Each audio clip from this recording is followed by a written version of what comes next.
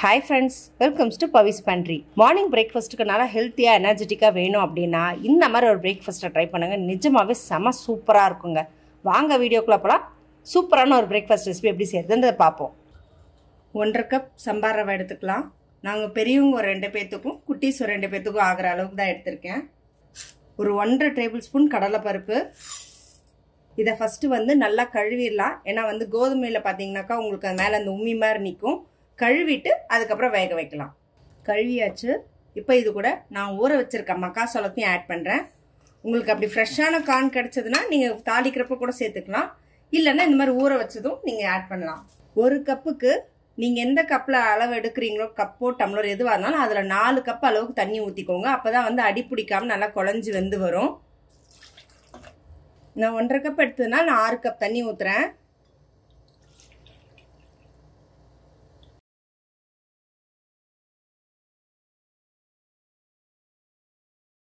இப்போ ரவைக்கு தேவையான அளவுக்கு உப்பு சேர்த்துக்கலாம்.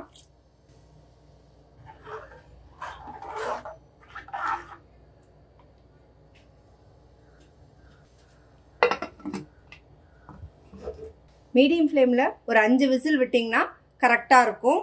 ஹை ஃப்ளேம் வைக்க வேண்டாம். இப்போ விசில் அடங்கிருச்சு. நீங்க பிரஷர்லாம் எடுத்தெல்லாம் விட வேண்டாம். அப்படியே விடுங்க. அப்பதான் கரெக்டா இருக்கும் வேகிறதுக்கு. சூப்பரா வந்துருச்சு பாருங்க, அடி பிடிக்காம.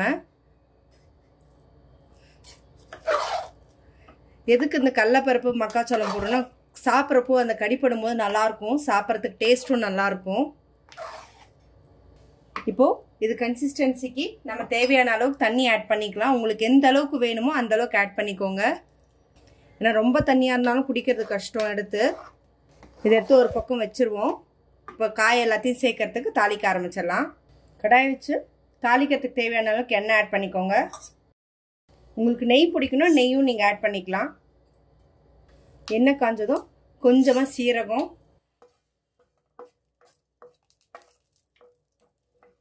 பெரிய வெங்காயம் 2 மீடியம் சைஸ்து பொடியாக நறுக்குனது,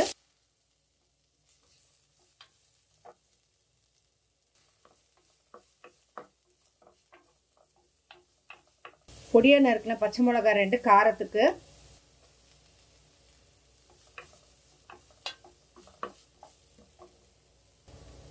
பொடியாக நறுக்கின ஒரு 6 பல் பூண்டு,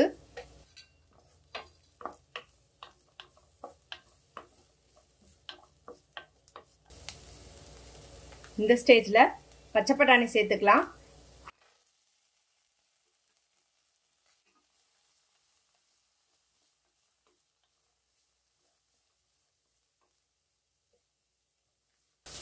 எனக்கு இன்னைக்கு மார்க்கெட்ல இந்த பட்டாணி தான் கிடைச்சது.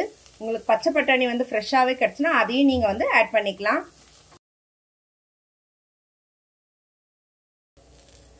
பொடியா நறுக்கி வச்சிருக்கிற கேரட் ஆட் பண்ணிக்கலாம். நீங்க வேணும்னா பீன்ஸோ உருளைக்கிழங்கு கூட ஆட் பண்ணலாம். நான் வெறும் கேரட் மட்டும் தான் இன்னைக்கு ஆட் பண்றேன்.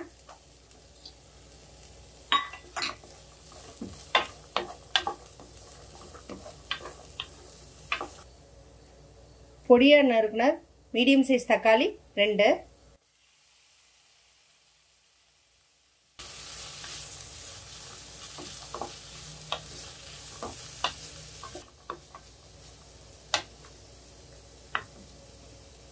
இப்போ காய்க்கு வரைக்கும் தான் உப்பு சேர்க்கிறோம். ஏன்னா ஆல்ரெடி நம்ம ரவைக்கு உப்பு போட்டு தான் வேக வச்சிருக்கிறோம்.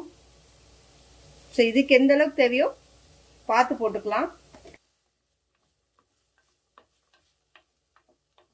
இப்போ பட்டாணி கேரட் வதங்கிறதுக்கு ஜஸ்ட் ஒரு 3/4 டம்ளர் தண்ணி மட்டும் நான் ஆட் பண்றேன்.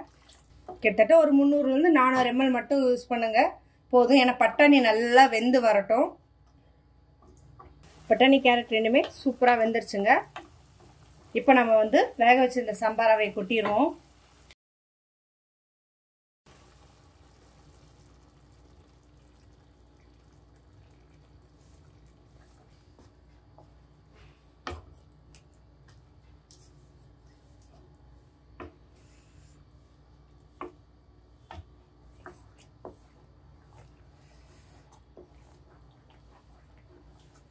இப்போ நம்ம கஞ்சை இதுல மாத்திட்டோம். ஒரு 2 நிமிஷம் இதுல கொதிக்கிட்டோம். ஏன்னா மசாலா ரவையிலையும் எல்லாம் பிடிக்கணும் இல்லைங்களா, அதனால.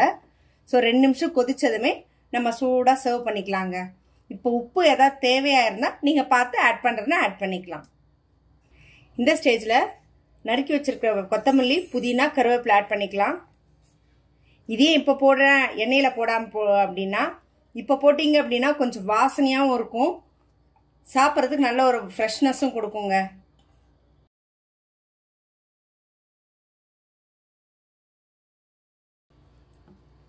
இப்போ ஸ்டவ் ஆஃப் பண்ணிவிட்டு ஒரு 5 நிமிஷம் அப்படியே நீங்கள் மூடி வச்சிங்கன்னா போதும். இதிலே வந்து அந்த கொத்தமல்லி புதினாவோட அந்த ஃப்ளேவரெல்லாம் இறங்கி ஓப்பன் பண்ணும்போது செம வாசனையாக இருக்குங்க. சாப்பிட்றதுக்கு ரொம்பவே சூப்பராக இருக்கும். ஸோ மூடி போட்டுட்டு ஸ்டவ்வை நீங்கள் ஆஃப் பண்ணிட்டீங்கன்னா போதும். என்ன ஃப்ரெண்ட்ஸ், எப்படி இருந்தது சம்பா கோதுமையில் வந்து கஞ்சி? நிஜமாகவே செம சூப்பராக இருக்குங்க. ஸோ ட்ரை பண்ணி பார்த்துட்டு உங்களோட கமெண்ட்ஸை கமெண்ட் பாக்ஸில் கொடுங்க. இந்த மாதிரி இன்ட்ரெஸ்டிங்கான அப்டேட்ஸ்க்கு என்னோட சேனலை சப்ஸ்கிரைப் பண்ணிக்கோங்க. பக்கத்தில் இருக்க பெல் ஐக்கானும் கிளிக் பண்ணிக்கோங்க, நோட்டிஃபிகேஷன் மிஸ் பண்ணாமல் இருக்கிறதுக்கு.